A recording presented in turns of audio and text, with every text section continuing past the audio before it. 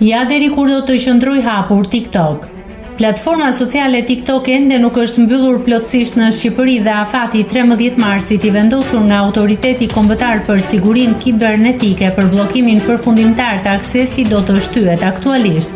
Përdoruesit e TikTok në Shqipëri po hasin vështirësi në përdorim dhe shohin sinjale të bllokimit në proces.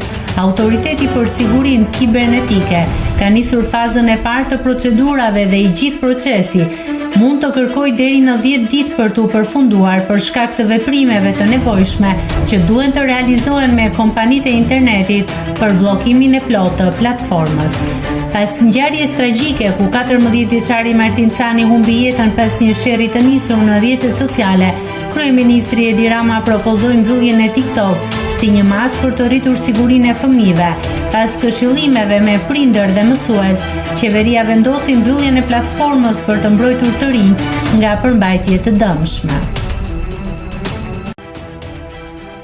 Nëse klikoni mbi butonin subscribe, do t'ju shfaqen të gjitha publikimet tona. Ju ftoj t'i bëni subscribe kanalit, të pëlqeni videot dhe të lini komentin tuaj.